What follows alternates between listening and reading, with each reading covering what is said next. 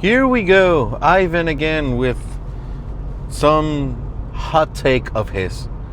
One thing that you guys need to know about me, it's that I don't care about following the herd. You know, I have my own opinions and my opinions are mine. And I run with them. And I stand by them. And if for some reason they change, I'll admit it. I will also admit if I'm wrong. But anyways, that's honestly not what I wanted to talk about today. What I want to talk about today, there it is one thing that just kind of concerned me a little bit. And I don't often get involved with politics. In fact, I fucking hate politics. But this is one thing that, you know, in light of recent events, I think it's the duty of everyone to just call bullshit when you see it. And the Epstein files are one of the most blatant cover-up, fucking most bullshit things I've ever seen in my lifetime. Now, whether you support Trump as a politician, whether you voted for him and you're like, you know, I ride Trump's dick to the end of the earth, good for you. But you have to also admit that there is no possible way in heaven or hell that he isn't at least partially guilty of some sorts with this shit. The way he's lied to his fan base especially is abysmal. The way he's conducted himself and the way he's pretty much carried this entire situation, it's embarrassing. There's some politics that he has that I totally agree with. And I'm never going to be the one to say, oh, this is a black and white situation. You're either a Democrat or a Republican. If you're one of those people that think that, hey, I have to be either a Republican or a Democrat, that's kind of embarrassing in my opinion, because the world is not black and white. You know, there's things that you're going to have to agree with on some areas, and some areas you don't, and that's it, and that's fine. It's okay.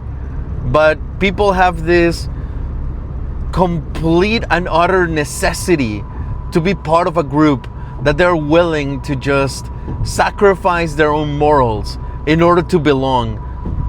And at the end of the day, they still say, I'm an individual and I am different. No, bitch, you're not. Anyways, the thing that I really wanted to talk about, that is not the Epstein files, because way smarter people than me have already discussed that. I just wanted to kind of let you guys know that I'm aware of it and I kind of despise what's happening on that end.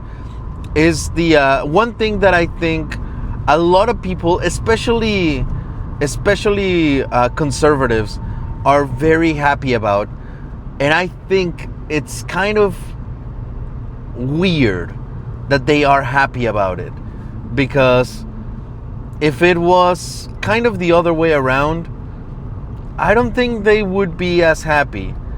So anyways, many of you know that the show of Stephen Colbert is about to be canceled.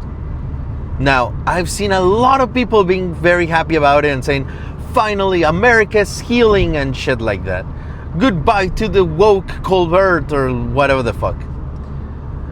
And, you know, whether you like the guy or not, if we step back a little bit, it's kind of suspicious that Paramount has kind of been like, you know, under the table. Hey, Trump, can you authorize this merge with Skydance, the other company that wants to buy CBS or whatever?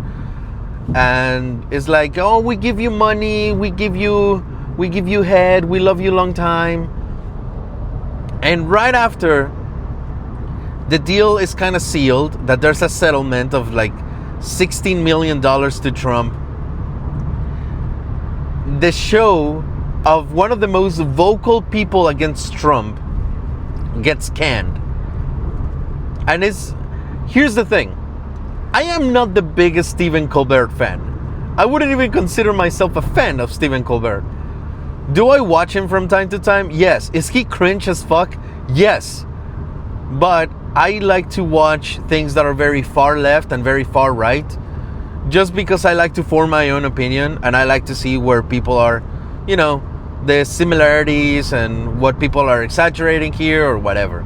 So I'm not necessarily a fan of Stephen Colbert, but I gotta say, whether I like the guy or not, the fact that we have a possible Trump, there's a stipulation on this contract for the merger of Skydance that if it does happen, the Trump administration is going to have to kind of regulate the shows that go into the new merger television thingy.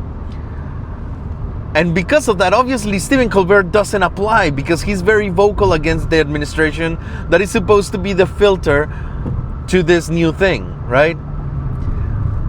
So if you're a God-fearing, loving USA American Republican that is all about freedom of speech and gun rights, because apparently those are the only two rights that people can cite from nowadays, you should be worried because that means that the government maybe, allegedly, possibly, if you think about it a little bit, censored someone that is against them.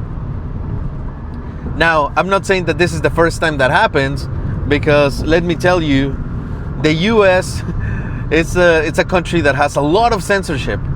I've been fortunate enough to visit some countries in my lifetime, and I've gone to see that the US is not as free as you may think.